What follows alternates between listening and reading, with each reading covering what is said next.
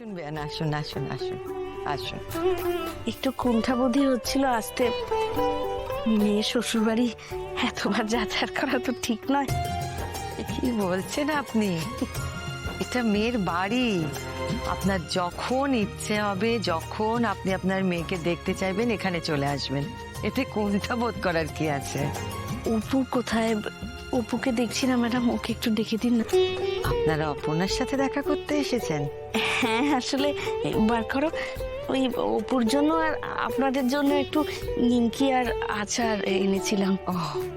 আর ওই আর না, আসলে সুস্মিতা দি অপুর নামে একটু পুজো দিয়েছিল, সেই পুজোর প্রসাদে ফুলই দিতে এসেছে। ইস, আপনাদের অপর্ণা কিছু বলেনি না? নাকি ওরা তো একটু আগেই বেরিয়ে গেল। বেরিয়ে গেল?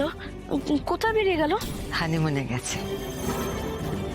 মানে ওরা আর অর্করা, মানে ওরা চারজনেই গেছে আর কি। চারজনে একটু বেড়াতে গেছে বলতে পারে। এটা কি হয়ে গেল? মেয়েটাকে ফুলটা সময় মতো পৌঁছে দিতে পারলাম না। তারপর সুন্দরী মা আমাকে এত বড় দায়িত্ব দিয়েছিলেন, আমি পারলাম না। তার আগে ও অপু চলে গেল। তাহলে কি ওখানে কোনো অমঙ্গল হবে? হে ভগবান, আমার তো ভয়ে বুকটা কাঁপছে। কি হলো, আপনার মন খারাপ করছে? আরে আপনি এত চিন্তা করছেন কেন? এগুলো সব রেখে যান, অপর্ণা ফিরলে আমি দিয়ে দেবো। দেরি হয়ে যাবে না তো ম্যাডাম? দেরি মানে? কিসের দেরি হয়ে যাবে? আর আপনাকেই বা এরকম দেখতে লাগছে কেন?